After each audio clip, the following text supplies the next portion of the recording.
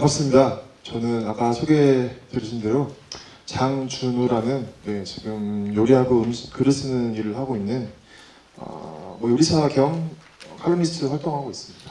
네. 제가 사실 강연을 처음은 아닌데 많이 하는 편인데 오늘같이 떨린 날이 참 있었나 모르겠네요. 네. 사실 제가 평소에 존경하는 또 박찬현 셰프님하고 또 손재수님 계신 자리에서 제가 강연을 하려고 하니까 떨리는데 조금 실수를 해도 이해해 주실 거죠? 네. 그러면 오늘 제가 사실은 아까 소개해 드린 대로 저는 원래 기자 생활을 했었어요. 기자 생활을 하다가 요리를 너무 좋아하고 또 음식 먹는 걸 너무 좋아해서 이탈리아에 가서 요리를 배우다가 요리사로 일을 하던 중에 문득 그런 궁금증이 생겼어요. 왜 이 나라 사람들은 이런 요리를 먹고 우리나라 사람들은 왜 우리나라식 음식을 먹을까라는 것들, 그냥 단지 문화가 달라서일까? 아니면 위치가 달라서일까라는 고민들이 많았고 그래서 너무 궁금해서 개인적으로 제가 사실 기자를 그만둔 게 너무 기사 쓰는 게 너무 싫어서 그만뒀는데 제가 다시 글을 쓰고 있더라고요. 다시 저는 그래서 그런 어떤 단지 음식에 대해서 설명하거나 음식 맛이 이래요? 아니면 그건 그래요라고 말하는 게 아니라 좀 음식 그 너머에 있는 본질 그런 것들이 조금 좀 궁금했어요. 그래서 나름의 답을 이걸 속 시원하게 아무도 말을 안 해주시더라고요. 그래서 그런 것들 답을 찾기 위해서 되게 여정을 많이 하고 있고 불을 켜주시는 게 좋을 것 같아요. 얼굴을 보면서 저도 말씀 드리고 싶어서 그래서 제가 어떤 생각이 제가 갖고 있고 이거가 맞습니다라고 말씀드리는 것보다 제가 어떤 고민을 하고 있는지를 좀 나누면 여러분도 조금 어렴풋하게 알고 있는 그런 음식에 대한 그런 궁금증들이나 혹은 평소에 생각했던 그런 의문들을 조금씩 공유하면서 이해할 수 있을 것 같아서 제가 평소에 하는 생각들을 좀 정리해서 왔습니다. 처음에 이 제목 주제를 받고 멍했어요. 우리는 무엇을 어떻게 먹어왔고 무엇을 어떻게 먹어야 하나 저도 참 궁금해요. 제가 어떤 답을 갖고 있진 않아요. 아까 말씀드린 것처럼 저는 아직 배우고 있는 중이고 많이 탐구하는 과정이라서 뭔가 이건 답입니다라고 하시는 게 아니라서 일단은 여기에 대해서 제가 어떻게 생각하는지 좀 말씀드리려고 해요. 제가 생각보다 나이가 많지 않아요. 여러분 놀랍지만 제가 80년대 태어났어요. 제가 아직 20대는 아니죠. 20대 얼굴 아니니까 80년대 태어났는데 지금 저희 세대가 그래서 제가 여러분들은 이런 걸 먹어왔어요라고 말씀드릴 수 없을 것 같아요. 왜냐면 저는 그 앞 시대를 살아본 적이 없어요. 저는 풍요의 시대에 태어났어요. 80년대 어떤 시대죠? 우리나라 경제 성장을 하고 발전을 하고 또 뭔가 이제 막 붐이 일어나는 세대죠. 그때 저는 태어났어요.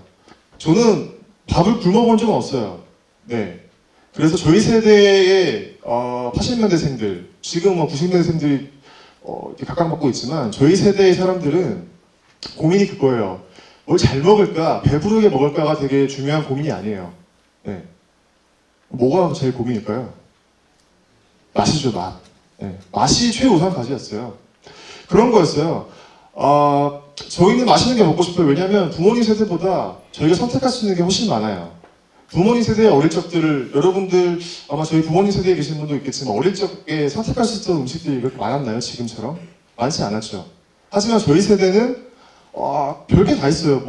피자, 치킨부터 시작해서 굉장히 많은 먹거리들 중에서 선택을 해야 되는데 그 선택에 대한 기준은 맛이었어요. 맛. 물론 부모님들은 영양이 중요하니까 이거 먹어라, 이거 나쁜 음식이니까 이거 먹지 마, 패스트푸드 나쁘니까 이거 먹으라고 하는 그런 강요와 저희 속에 있는 그런 맛있는 걸 먹고 싶은 욕망의 어떤 대결 구도였죠, 어릴 때는. 그래서 더 우리가 공부하라 그러면 더 하기 싫잖아요. 그런 것처럼 먹지 말라는 거에서 먹지 말라 그러면 더 먹고 싶어지는 게 저는 사람의 본성이라 봐서 이제 그런 세대로 자라났어요.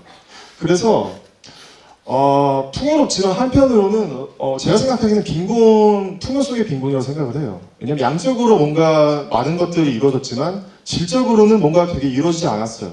어떤 거냐면 그런 거죠. 맛있는 음식들은 많은데 예전처럼 그런 뭔가 정성을 들인 그런 음식에 대한 가치를 담은 음식들이 많이 좀 사라졌고 양적으로 많이 성장하다 보니까 그 질을 신경 쓸 수도 없으니까 저희는 계속 공허한 음식들 먹어왔던 거죠. 그래서 저는 풍요롭지만 한편으로 밥상은 되게 빈곤했다고 생각을 해요. 네. 그리고 맛에 대한 허기, 갈증. 이게 사실은 굉장히 우리가 인간에게 여러 가지 욕구가 있잖아요. 뭐 안전의 욕구, 뭐 메슬러의 5단계 이론이라는 뭐 그런 서양 교양학자가 한 욕구가 있는데 안전의 욕구, 그런 욕구들이 아직 생각이 안 나네요. 그런 것들이 있는데 사실 식욕이 굉장히 뭐랄까 가장 채우기 쉬운 욕구예요. 가장 우리가 직관적으로 채울 수 있고 누구나 채울 수 있고 저는 그 먹방이라는 요즘에 그런 현상들 TV만 틀면 다 먹방이 나와요. 저는 그게 나쁘다기보다 그게 어떤 사회를 대변해주고 있다고 생각을 하거든요. 네. 우리가 모두 맛에 허기져 있어요. 맛이라는 것에 대해서. 우리가 너무 힘들수록 뭔가에 대한 보상을 받고 싶어 하는데 그게 뭔가 경제적인 월급이 들어오는 게 아니라 뭔가 계속 내가 일을 하는데 월급은 계속 그대로고 생활은 피폐해지는데 내가 채울 수 있는 행복이 그런 먹는 것밖에 없어요. 저희 세대 같은 경우는 혼자 사는 세대, 뭐 저는 물론 결혼했습니다만 혼자 사는 세대들이 할 수 있는 거는 뭔가 가족 간의 유대라 이런 데 기쁨보다는 맛에 대한 그런 기쁨을 채우는 게 훨씬 더 손쉬워요. 네, 손쉬워서 계속 맛에 집착을 하는 거죠. 지금 저는 맛이라는 담론이 지금 우리나라에 굉장히 지금 셰프가 같이 등장하게 되면서 맛에 대한 담론들이 많이 이루어지고 있죠. 불과 이게 제 생각에는 맛에 대한 진지한 담론이 생긴 게 얼마 안 된 것 같아요. 한 4, 5년 전에? 4, 5년 전부터? 그러면서 이런 게 생겼죠. 맛집. 네, 맛집. 우리가 너무 좋아하는 단어죠. 맛집. 여행 가면 뭐부터 검색하시죠? 어디 가시면? 네, 우리가 네이버에 검색을 합니다. 맛집, 주변 맛집. 제가 뭐 이태원에 가요. 이태원 맛집을 찾아보죠. 왜냐면 궁금하다. 맛있게 먹고 싶으니까. 네, 그게 잘못된 건 아니에요. 맛집이라는 말이 언제부터 혹시 생겼는지 아세요? 맛집이라는 단어가 맨 처음 내가 언제 들어봤다라고 자각하고 계신 분. 맛집. 옛날부터 있었을까요? 조선시대의 맛집? 조선시대 국밥 맛집, 비빔밥 맛집 이런 게 있었을까요? 맛집이라는 단어가 제가 검색을 하고 취재를 해본 결과 80년대부터 갑자기 등장해요, 신문에. 그 전에는 없었어요, 맛집이라는 단어가. 왜냐면 순 한글이기도 하고. 그러니까 맛있는 음식을 하는 집인데, 우리 되게 좋아하죠, 맛집을. 왜냐면 맛있는 집이라고 누가 정해놓은, 인정하는 곳이니까. 누가 누군지 모르겠지만. 80년대 가까워서 어떤 시대라고 했죠? 네, 풍요의 시대였어요. 네. 왜냐하면 그때부터 뭔가 우리가 먹고 살만해진 거예요. 우리가 주머니에 돈 들어오면 제일 먼저 뭘 하죠? 누가 돈을 많이 벌면 그 사람한테 우리가 뭐라 그러죠? 밥사. 네. 돈이 생기면 네, 맛있는 거 먹어야 돼요. 그게 일단 사람의 어떻게 보면 그 기저에 깔린 욕망인 것 같아요. 80년대부터 우리나라의 경제가 많이 성장을 했고 거기에 따라서 이제 왜 마이카 시대라고 하죠. 지금이야 차가 다 있겠지만 그 전까지는 이제 사람들이 차를 사야 기업들이 돈을 벌 거 아니에요. 그러니까 그런 광고가 쏟아지고 차를 사게 되고 차가 있으니까 지방에 있던 그런 식당들 관광을 가게 만들기 위한 목적으로 그 신문사에 보면 지방에 숨겨진 맛집이라는 게 등장을 해요. 제가 알기로는 아마 경향신문 쪽이었던 것 같은데 그쪽에서 맛집이라는 말을 쓰기 시작했고 그 이후부터 80년대 후반부터 맛집이라는 말이 신문에 엄청나게 등장을 많이 시작했어요. 네. 그런 거죠. 맛집인데 맛집을 누가 정하는 거죠? 저는 맛집이라는 단어는 정말 굉장히 우리나라에서 사라져야 된다고 생각을 하는데 네. 맛집이라는 건 누가 정했죠? 맛집. 많이 먹어보신 분들이 정한 걸까요? 맛집? 그런 거 많죠. 백종원 씨의 3대 천왕, 부산 3대 통닭집, 5대 통닭, 그런 거 도대체 누가 정한 걸까요? 기자들? 네. 물론 그럴 수도 있죠. 일단은 아까 소개부터 이런 말을 하셨어요. 이게 굉장히 유명한 말이고 음식 관련 글을 쓴다고 한 사람들이 꼭 한 번 이상은 인용하는 말이에요. 이게 프랑스의 미식가 브리아 사바잉이라는 사람이 한 말이에요. 당신이 무엇을 먹는지 이야기해주면 당신이 어떤 사람인지 얘기해주겠다. 네. 이게 어떤 말이냐면, 이래서 이게 영어로 번역이 와전돼서 지금 이렇게 생각을 해요. 이제 이 말을, 원래는 굉장히 정치적인 말이에요.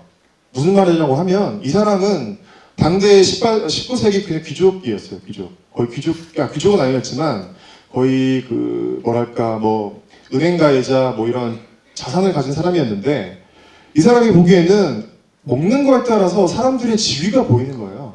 예. 투하거나 먹는 사람은 고상한 사람이고, 여러분 유럽에 가면 비둘기 같은 이런 새요리가 많아요. 혹시 드셔보신 분 있어요? 새도 먹고 자고새도 먹고 공작도 먹기도 하는데, 네, 그 새를 먹는 문화가 왜 생겼을까라고 보면 옛날 그 귀족들이 그렇게 생각했어요. 뭔가 하늘에 있으니까 고상한 거다.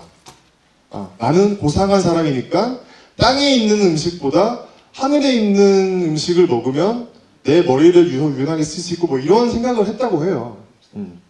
그렇게 해서 서양에 그런 새를 먹는 문화가 있는 거예요. 우리한테 있는 새를 먹는 문화는 뭐죠? 먹을 게 없어서 빈곤해서 참새를 잡아먹고 이랬던 문화가 있는 건데, 아무튼 그때 당시에 설명해주는 한마디였어요. 정치적인 거죠. 음식이 하나의 정치적인 지표가 될 수 있다 라는 말인데, 이게 조금 와전돼가지고 당신이 무엇을 먹는지에 따라서 당신이 결정된다. 당신이 먹는 게 당신이다. 이렇게 생각해서 마치 이 음식을 먹으면 내 몸에서 뭔가 작용해서 이게 내가 된다는, 이렇게 좀 와전이 된 게 있는데, 사실 그런 의미는 아니었어요. 그래서 맛집이라는 단어도 사실은 저는 곰곰이 한국에 돌아와서, 유학을 갔다 돌아와서 우리나라의 문제점이라고 할까? 뭔가 조금 고질적이 바뀌지 않는 게 뭘까라고 생각을 해보면, 그런 정치적인 함의가 숨어있는 이 맛집이라는 단어를 너무 무비판적으로 사용을 하고 있다는 거죠. 네. 그냥 거기 맛집이래 라고 하면 일단 우리 가죠. 가면 어떠세요? 맛집 누가 추천하면 어떠세요? 추천하는데 갔는데 반응은 두 가지죠. 괜찮네. 두 번은 이게 무슨 맛집이야 라고 하죠. 지금 서울에도 그런 데가 많죠. 서울 몇 대 곰탕집, 순댓국밥집 해가지고 유명한 곳이 많은데 가보면 다 만족하셨나요? 맛집에 좀 숨겨진 뭔가 정치적 함의 플러스 경제적인 함정이 있어요.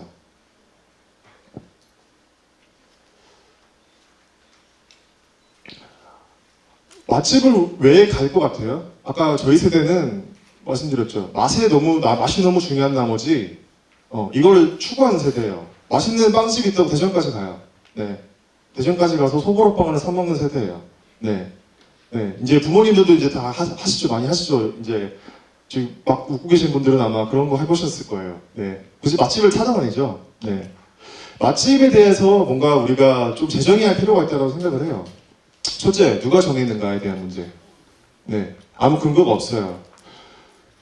제가 돌아와서 어떤 식당에서 잠깐 일했는데, 오픈을 했어요, 새로. 이제 프렌치 레스토랑이었는데, 열자마자 누군가 찾아와서, 광고를 해드리겠습니다. 우리가 블로거들 몇 명을 보유하고 있으니까, 인플루언서들이 있으니까, 돈을 얼마 주시면, 우리가 광고를 해주겠다라고 찾아와요.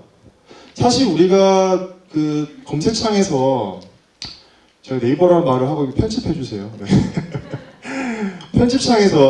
검색창에서 맛집이라 검색을 하고 나오는 식당들이 정말 맛집일 것 같다는 생각을 하신다면 정말 순수하신 분들이에요.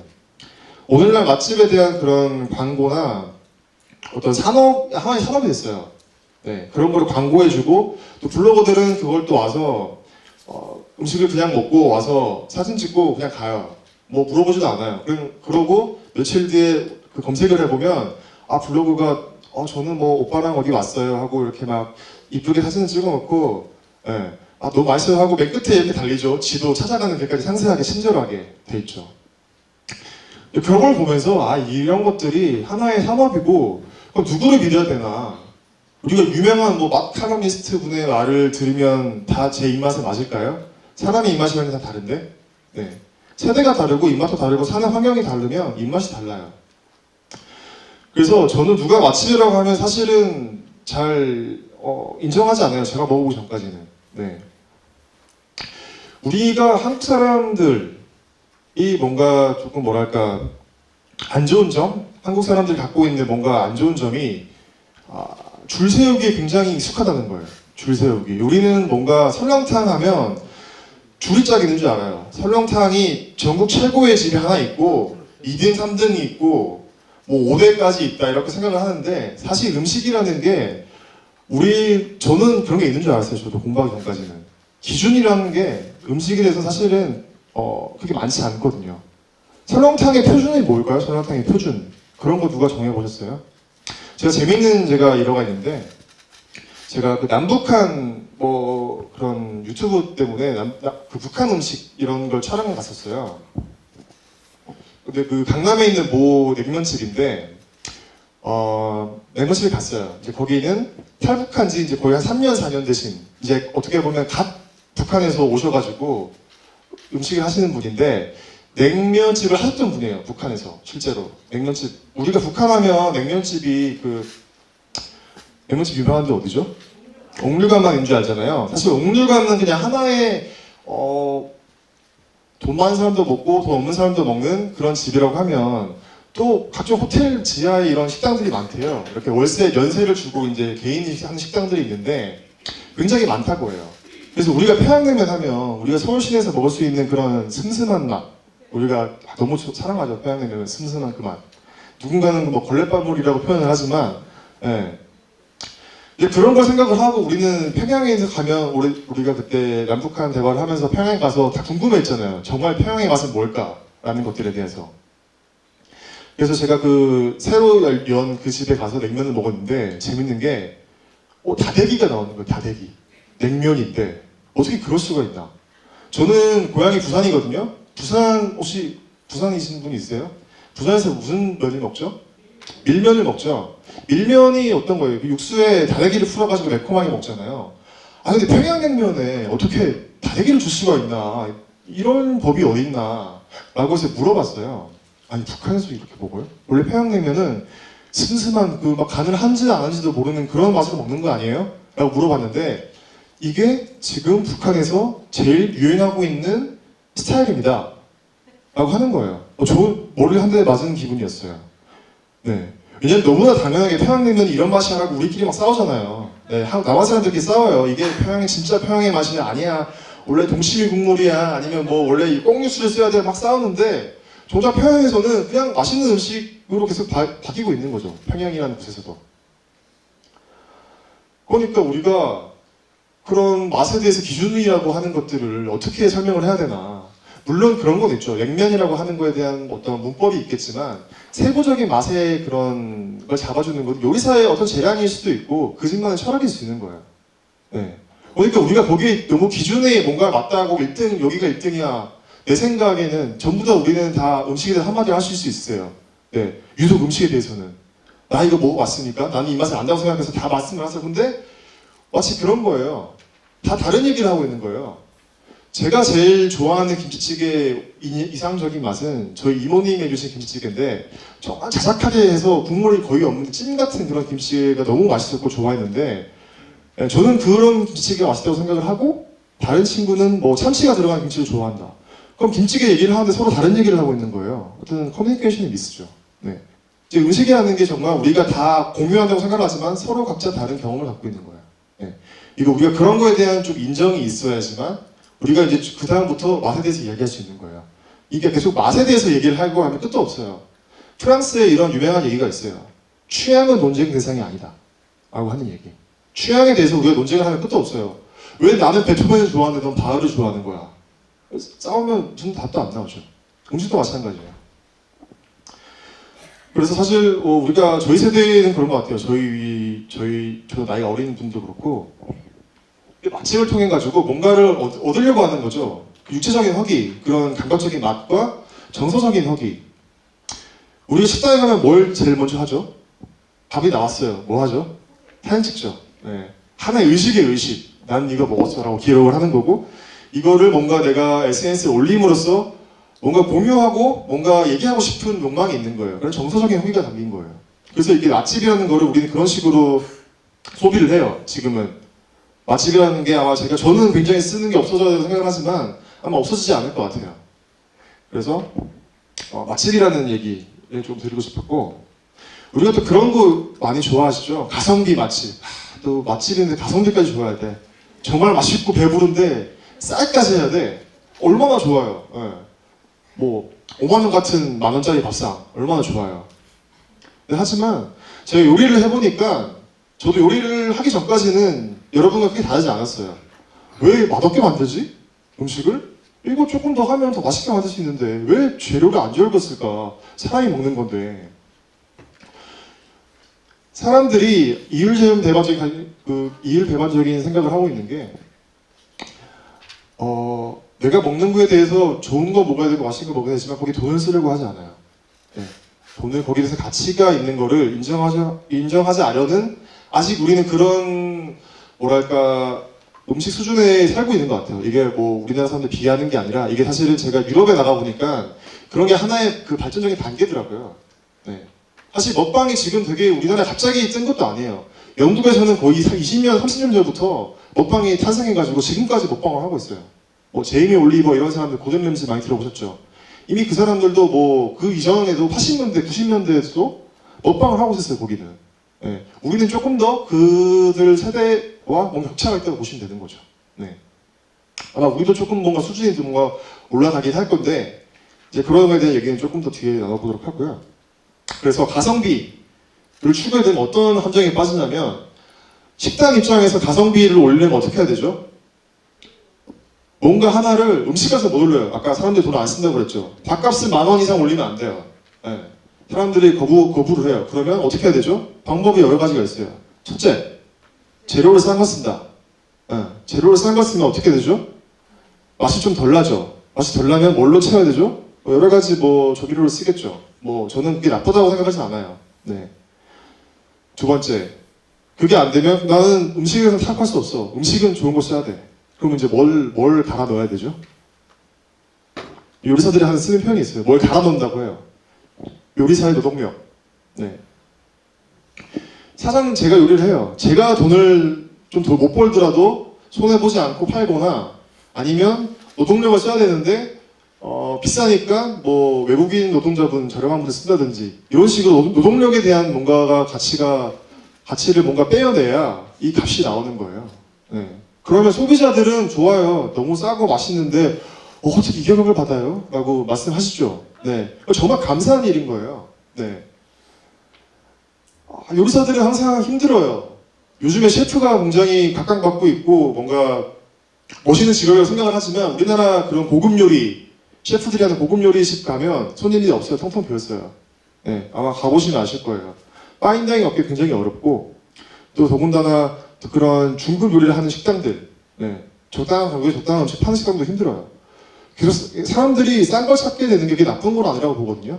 물론 우리가 아껴야죠. 아껴야 좋은 건데, 너무 싼 것만 찾게 돼버리면 이런 수단에 빠질 수 있다는 거죠. 우리가 뭔가 식재료나 음식에 대한 가치에 대해서 제대로 된 대가를 주는 것들, 그런 것들에 대해서 우리가 좀 생각을 해봐야 된다는 것들을 조금 말씀드리고 싶어서 준비를 했습니다. 그래서 결국은 소외가 일어나는 거예요. 만드는 사람도 소외가 일어나고, 식재료 만드는 생산자들도 같이 뭔가 다 열심히 일을 하고, 요리사도 일도 열심히 하고 생산자도 열심히 일을 하는데 다 가난하고 힘들어요. 우리 유기농 좋아하시죠? 유기농을 하시다가 정말 너무 힘들어서 극단적인 선택을 하셔서 돌아가시는 분도 많이 계시고요. 실제로 우리가 유기농 제품에 대해서 너무 비싸다고 사실은 뭐 우리 가족을 위해서 사게 되겠지만, 비싸니까 뭐 사지 않고 이런 것들에 대한 문제점들 좀 고민을 해봐야 된다고 생각을 합니다. 결국 그래서 저는 뭔가 해답이 있다기보다 우리가 어떤 태도로 뭔가 음식이라는 걸 바라봐야 될까라는 생각을 조금 더 같이 나눴으면 좋겠어요. 네. 요즘에 그런 거 많이 유행이죠. 뭐 이번 강연도 그렇지만 음식 인문학, 뭔가 있어 보이죠. 음식도 좋아하는데 인문학이라니. 인문학하면 뭔가 있어 보이는데 내가 좋아하는 음식 인문학이라고 하면 우리가 보통 그렇게 생각을 해요. 결국 저는 인문학이라는 게 뭔가에 대한 질문, 그런 것들을 조금 더 여러분과 나눠보고 싶은데, 인문학이 뭐죠? 인문학? 문사철이라고 하죠. 인문학이 뭐 단지 그것뿐인가요? 단지 그거를 공부하는 게 인문학일까요? 뭐 헤겔을 공부하고 마르크스를 공부하고 우리가 역사를 공부하고 공부를 하죠. 우리가 인문학은 우리가 공부를 왜 하는 걸까요? 결국은 그런 것들을 통해서 우리가 어디 서 있는지 아는 거예요. 역사를 왜 배우죠? 과거에 어떤 일이 일어났는지 아는 거죠. 그런 것들이 통해서 우리가 지금 있게 된 게 어떻게 되느냐를 그런 인문학을 통해서 우리가 발견을 할 수 있는 거예요. 네. 그런 것들이고 결국 그런 거 공부를 왜 하냐? 제가 적었지만 결국 주체적으로 우리가 뭔가를 선택할 수 있고 살 수 있는 그런 것들을 좀 알려주는 게 저는 인문학이라고 봐요. 네. 우리가 그냥 공부로서의 인문학은 사실은 어떻게 보면 하나의 우리가 일반인으로서 우리가 학자가 아니잖아요. 학자가 아닌 사람들이 인문학을 어떻게 적용을 시켜야겠어요. 당장 내가 마르크스와 루소와 칸트를 읽으면 내 삶이 달라지나? 그게 아니라 그 사람들의 생각을 읽고 우리가 조금 더 뭔가 가치 판단을 할 수 있는 눈을 가지게 되는 거예요. 네. 어떤 의미냐면 미혹되지 않는 것. 공부를 하는 이유기도 해요. 미혹이라는 말이 저도 이번에 몰랐는데 미혹이라는 말을 자주 쓰긴 하는데 이게 불가 용어더라고요. 뭔가 미혹되고 미하고 혹하는 것들. 저희 어머니가 계세요. 네, 어머니가 계신데 일반적인 그냥 삶을 사셨고 또 정말 일반적인 분이시죠. 항상 저랑 싸워요. 계속 홈쇼핑에서 뭘 사세요. 네, 계속 좋은 거라 그러면 몸에 좋다 그러면 뭐 사시고 뭐 눈이 요새 침침한데 블루베리를 사시고 뭘 사시고 이래요.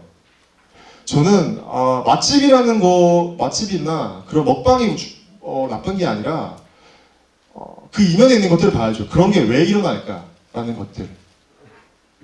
왜 TV에서 계속 건강 얘기를 많이 하죠? 지금 아마 여기 계신 분들 중에 절반 이상은 다 건강이 다 중요한 관심사실 거예요. 네, 물론 저도 그렇고. 계속 뭐가 방송에서 그러죠. 약사들 나와서 의사들 나와서 이 음식을 먹으면 어디 좋고요. 뭐 어떤 성분이 있어가지고 뭐 몸 좋습니다. 겨울철은 이거 드세요. 여름철은 이거 드세요. 결국은 뭔가 하나의 커다란 광고 시스템이에요. 네, 우리 사회가 돌아가게 하는 자본주의가 돌아가게 하는 그 원동력은 광고예요. 광고. 근데 하지만 우리는 이걸 정보로 알죠. 아까 제가 인문학을 얘기하고 공부를 왜 말씀드렸냐면 그런 공부를 하게 되면 사실 그런 것들을 가리는 눈이 생겨요. 거기서 하는 말들이 얼마나 말도 안 되는지 보이는 눈이 생기는 거죠. 우리 블루베리가 눈에 좋다고 하잖아요. 블루베리 많이 드셨죠? 눈이 나빠서 블루베리 내가 사 먹었다 하시는 분 있어요 혹시? 야, 부끄러워하지 말고 드세요. 부끄러운 일이 아닙니다. 네. 왠지 먹으면 눈 좋아질 것 같고 그렇잖아요. 하지만 그 블루베리라는 그런 성분 중에 눈이 좋게 해주는 성분이 없진 않아요. 정말 있긴 있어요. 진짜 조금. 근데 이거를 정말로 우리 눈 먹어서 눈에 좋아질 정도로 우리가 한 번에 1회 분량 복약을 하려면 얼마나 먹어야 되는지 아세요? 한 트럭을 먹어도 모자라요. 네. 그런 많은 광고들 속에서 성분을 강조하고 뭔가 약효를 강조하고 그런 것들이 있는데 사실 우리가 조금만 더 보면 공부하고 합리적인 사고를 하면 금방 알 수 있어요. 네. 어떤 의사분이 이렇게 얘기했어요. 그 와인 예전에 뭐 지중해 국가 프랑스 사람들이 기름진 것도 많이 먹고 하는데 뭐 장수하는 비결이 뭘까 찾아봤는데 와인에 이런 항산화 성분이 있어가지고 이 사람들이 장수를 한다. 그래가지고 와인이 굉장히 와인의 효능 해가지고 우리 많죠. 뭐 하면 항상 효능을 강조하잖아요. 그런 걸 해가지고 했는데 어떤 사람이 여기에 대해 의문을 가지고 연구를 해보니까 정말 그게 결정적인 이유가 아니라는 거죠. 그 와인에 항산화 성분이 들어있긴 있어요. 아까 말씀드린 것처럼. 있는데 그러면 한 끼 식사에 그거를 내가 항산화 성분을 유의미하게 뭔가 몸에서 받아들이려면 얼마를 마셔야 되냐? 네, 거의 수십 병을 먹어도 그게 안 된다고 해요. 네. 한 번에 수십 병 먹으면 내 몸이 좋아지는 게 아니라 어떻게 되겠어요? 술에 취해서 힘들어 죽겠죠. 그런 식으로 그런 것들에 대해서 좀 보는 눈이 필요해요. 우리가 정보에 대해서 뭔가 합리적인 의심을 가지고 이걸 맞나 안 맞나 우리가 분석을 하지 않겠지만 전문가가 아니니까요. 왜냐면 먹고 살기 힘든데 사실은 그걸 다 언제 공부하고 있겠냐 반문할 수 있겠지만 저는 그런 거에 대한 성찰이 필요하다고 생각을 해요. 우리가 TV에 보는 것들 너무 그대로 믿게 돼버리면 결국 그들이 원하는 거는 우리가 돈을 쓰게 만드는 거예요. 돈을 쓰게 만들고 우리가 얻는 건 뭐죠? 그 계속 냉장고에 쌓인 블루베리와 뭔가 몸에 좋지 않은 아보카도들 뭐 이런 것들이 막 능력을 쌓이겠죠. 그래서 결국은 미디어가 우리에게 욕망을 강요하는 거예요. 네, 강요된 욕망이라는 것들. 저는 어릴 때 어머니가 이러셨어요. 저 어머니를 사랑합니다. 저 어머니를 막 이렇게 막 그렇게 하는 거 아니니까요. 오해하지 마시고. 어머니가 그래요. 너는 법관이 돼야 돼. 라고 어릴 때 하셨어요. 어릴 때 너 과연 변호사나 판사가 돼야 돼. 라고 말씀하셨는데 제가 초등학교 때 장래희망을 적어놓으면 항상 변호사, 판사였어요. 왜냐면 엄마의 욕망이잖아요. 사실은 제 욕망이 아니잖아요. 네, 엄마가 원하는 거가 제 욕망인 줄 알고 그렇게 쓴 거예요. 근데 조금 머리가 차고 공부를 해보니까 뭐죠? 아, 나는 가망성이 없구나. 도저히 나는 엄마의 욕망대로 하기에는 내가 너무 부족하구나 라고 깨닫죠. 그래서 막 자에 대한 고민을 하죠. 내가 이제 뭘 하고 살아야 될까라는 고민들을 해서 지금도 하고 있지만 아무튼 그런 게 필요하거든요. 이 욕망이 내 욕망인지. 우리가 먹방을 보잖아요. 먹방 보면 무슨 생각 드세요? 아, 저거 먹고 싶다.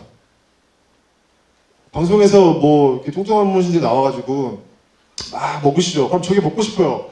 그래서 막 검색해서 찾아보죠. 주변에 뭐 그 집이 뭐가 있는지에 대한. 그 내용, 처음부터 내 욕망이었을까요? 네. 몸이 원하니까 내 욕망이야. 라고 하겠지만, 사실은 그런 것들 미디어를 통해가지고 우리가 굉장히 미혹된 소비를 하게 되는, 네, 그런 부분이 있다는 거죠. 그래서, 네, 무엇을 어떻게 모아야 되냐. 정말 저도 궁금합니다. 네. 그러니까 공부 얘기는 제가 들었고 공부를 해야 돼요. 우리가 피곤하지만. 네.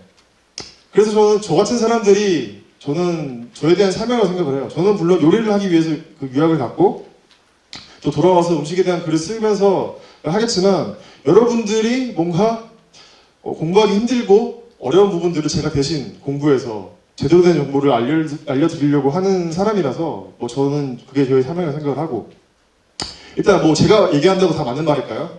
저도 사람인지라 제가 아는 부분만 설명드릴 수 있는 거예요. 네. 그러니까 제가 하는 말이 허튼 말인지 아니면 맞는 말인지에 대한 판단을 할 수 있는 눈은 결국은 우리한테 있다는 거죠. 본인들한테.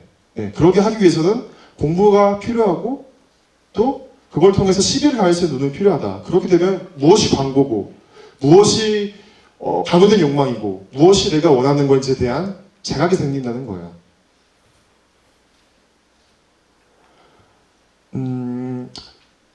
제가 사실 굉장히 좋아하지 않았던 단어 중에 하나 약식동원이었는데 지금 좀 생각이 바뀌고 있어요.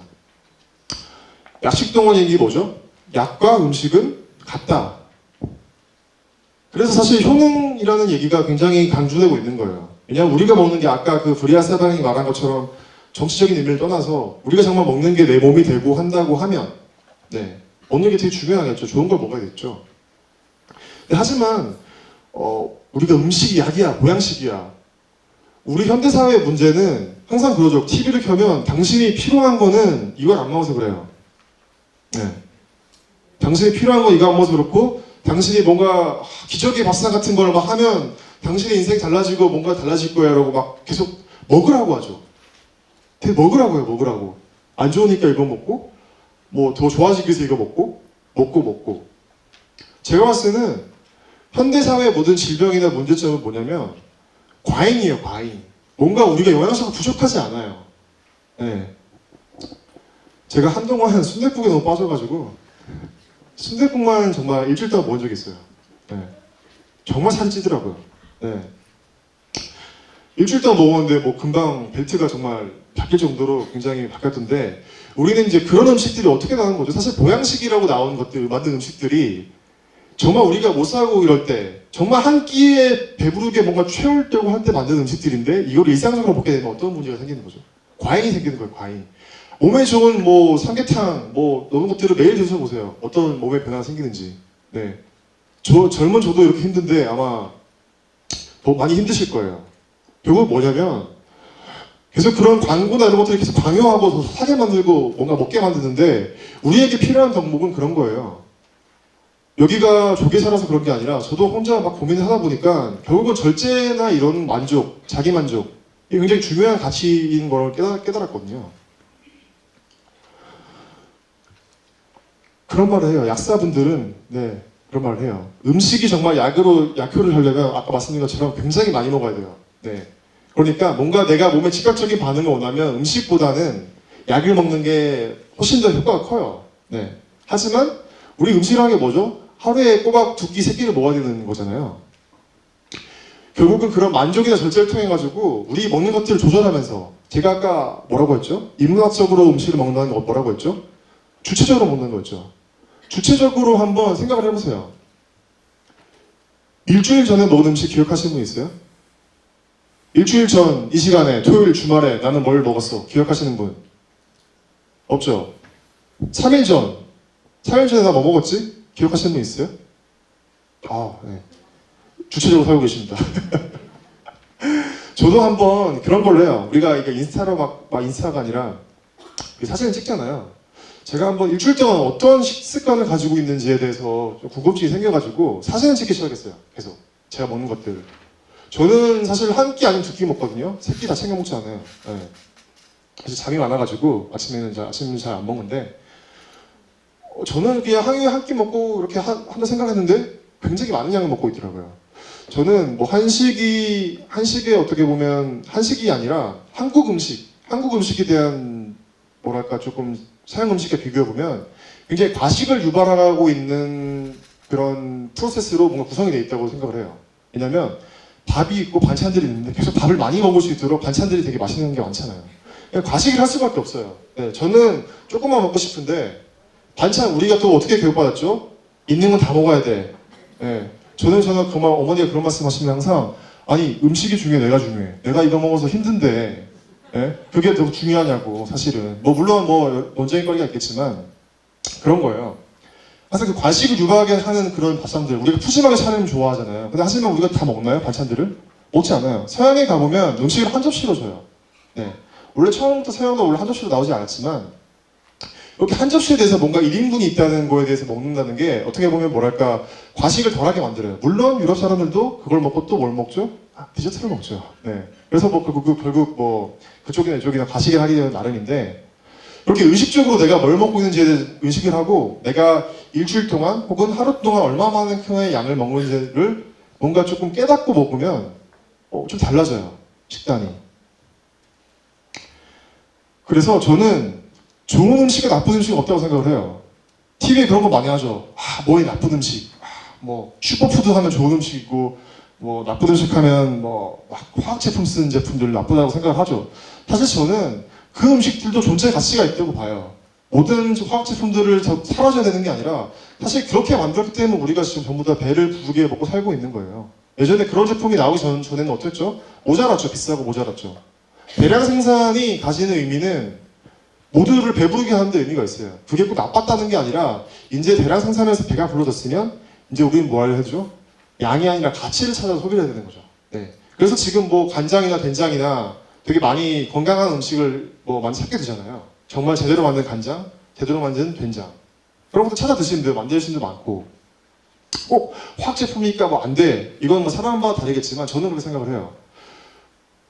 좋고 나쁨은 사물에 있지 않거든요.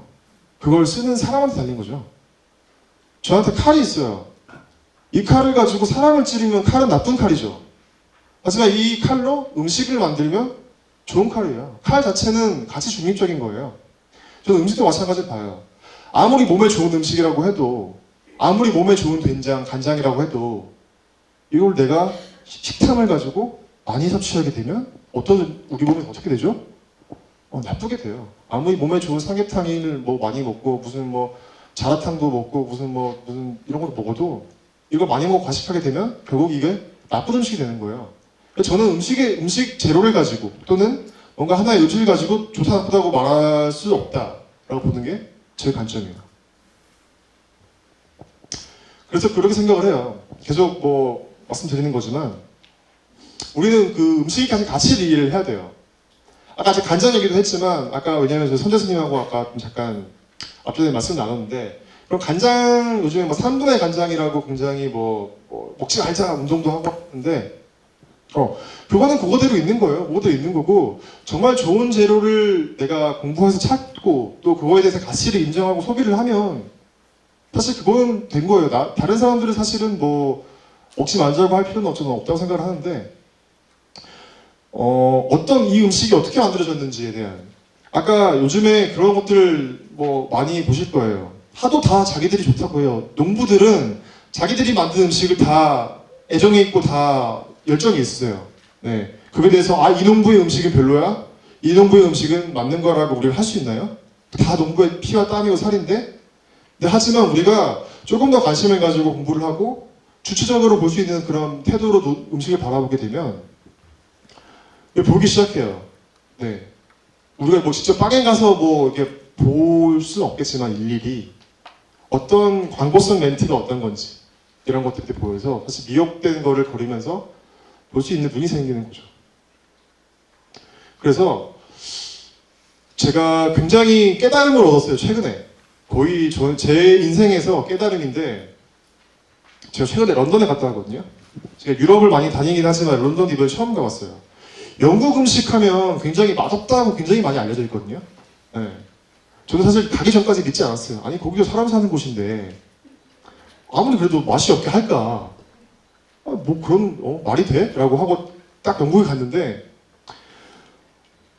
정말로 제가 깨달은 그거였어요. 꼭 음식에 맛이 있어야 되나? 라는 깨달음? 사실 이게 농담이 아니라 정말로 저는 항상 음식의 가치는 맛이라고 보거든요. 네? 정말 좋은 재료로 나온 게 맛있으니까 더 가치 있다 이런 생각을 하기 때문에 맛. 제 또래는 맛이 지상 과제예요. 음식이 맛있으면 좋은 음식이고 맛없으면 나쁜 음식이에요. 몸보다는 저희 세대는. 하지만 그 사람들은 뭔가 뭐랄까 음식을 일부러 이렇게 맛을 없게 만든다고 생각할 정도로 우리가 느끼기에 굉장히 뭔가 모자라요. 감칠맛도 부족하고 뭔가 간도 부족한데 이 사람들은 불평 없이 먹어요. 그냥. 네. 이게 뭐냐면 이 사람들이 뭐 이상한 입맛을 가지고 이상한 사람들이라기보다 제가 느끼고 이해한 건 그거예요. 이 사람들이 식탐이 이제 사람들 인생에서 중요한 게 아니구나 라는 그런 깨달음이었어요. 우리는 지금 모든가 맛에 대한 담론에 가득 차서 맛에 대해서 이해하고 있지만 그 사람들은 이미 맛은 크게 중요하지 않은 거예요. 음식으로서 얻는 기쁨보다 음식은 그냥 배만 부르면 돼 라는 그런 마인드고 사실 여기에 대해서는 굉장히 많은 이유가 있는데 그런 청교도적인 그런 가치관? 네. 예전에 카톨릭의 그 종교 개혁을 통해 가지고 청교도 쪽 영국과 미국 영미권들은 다 그런 사고방식이거든요. 뭔가 음식에 대해서 쾌락을 느끼는 거에 뭔가 불쾌함을 이상하죠. 우리 말이 안 되죠. 네, 음식에 대해서 쾌감을 느껴야 되는데. 하지만 그러는 거예요. 음식에 우리가 쾌감을 꼭 느껴야 되나? 라는 질문들. 정말 저한테는 거의 그 오니어 스님의 그 해골물과 같은 그 깨달음을 얻었어요. 네.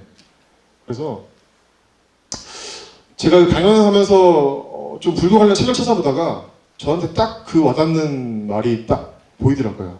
이게 숫단이 빠따라는 그 경전에 나오는 말인데 감각적 쾌락을 원하는 사람이 그걸 이루면 기쁘죠. 맛있는 거 먹으면 우리가 또 기쁘죠. 그러니까 다음에 또 기쁨을 더 얻으려고 해요. 네. 근데 거기서 기쁨을 얻지 못하면 어떻게 되죠? 괴롭죠. 그러니까 계속 맛있는 것만 찾게 되고 거기에 대해서 뭔가 집착하게 되고 뭔가 우리 거기에 사고방식이 흘러가는 거예요. 네. 제가 어디 강연 가면 맛에 대해서 얘기하면서 제가 깨달은 건 그거였어요. 저도 처음에 맛에 홀려서 뭔가 맛을 찾으러 떠났지만 더 맛있는 음식을 찾기 위해 떠났지만 결국은 음식 맛의 가치는 접시 위에 있는 게 아니더라고요. 아무리 맛있는 음식도 제가 기분이 안 좋고 정말 싫은 사람과 같이 먹으면 아무 맛도 안 나요. 제가 몸이 안 좋고 하면. 하지만 그렇게 맛있지 않은 음식이라도 그냥 평범하게 그냥 조리된 음식이라도 이게 화학 제품을 많이 넣었던 제품이라고 하더라도 내가 어떤 마음가짐으로 먹느냐에 따라서 이 음식은 정말 맛있는 음식이 될 수 있어요. 네, 누구가 먹는지에 따라서 또 내가 어떤 마음으로 먹는지에 따라서. 네. 그래서 결국은 정말 어떻게 보면 저는 개인적으로 신기해요. 제가 이런 가치에 대해서 뭔가 이게 정말 좀 제가 뭔가 깨달은 가치로 생각을 했는데 마침 강연 자리가 이런 곳이라서 저는 굉장히 뭔가 제 인생에 이게 방향성이 있었나 라는 생각이 들고 그래서 제가 드리고 싶은 말씀은 이런 것들을 조금 의식을 하면서 우리가 지체적으로 먹자. 그리고 음식을 그냥 음식으로만 소비하는 게 아니라 뭔가 하나의 공부할 대상으로 보고 조금 우리가 진지하게 바라보자 라는 말씀을 좀 이렇게 거창하게 말씀을 드렸고요. 그래서 앞으로 음식을 먹을 때 탐하는 것이 아니라 가치를 이해하려고 하는 마음. 저는 식당 가면 맛있어 없으면 판단하지 않아요. 많은 분들이 제가 막 마카로니를 쓰고 유럽에 가서 막 이런 거 한다고 해서 그러면 맛있는 집이 뭐예요? 그 집 맛있어요? 라고 많이 물어보는데 저는 맛에 대해서 얘기하지 않아요. 아까 제가 뭐라고 그랬죠? 취향은 논쟁의 대상이 아니라서. 물론 제 기준의 맛이라는 건 있죠. 제가 생각하는 맛이라는 건 있는데 저 공부하면 할수록 이게 저만의 아집인 거예요. 저만의 경험이고. 사람의 그런 어떤 태도는 자기가 경험한 걸 통한 이상으로는 사실은 생각하지 못하거든요. 네. 런던 가기 전까지 저는 그렇게 삶을 사는 사람들이 있는지 몰랐어요. 하지만 저한테는 이제 그렇게 사는 삶의 방식이 사는 사람도 있다라는 걸 깨달았고, 그래서 결국은 우리가 음식에 대해서는 그런 탐식하지 말고 절제하고 항상 감사하는 마음으로 먹자라는 마음을 가지면 세상에 어떤 음식이 맛이 없지 않고 감사하지 않은 음식이 있을까라는 생각을 제가 했다고 공유 드리고 싶었던 말씀이었습니다.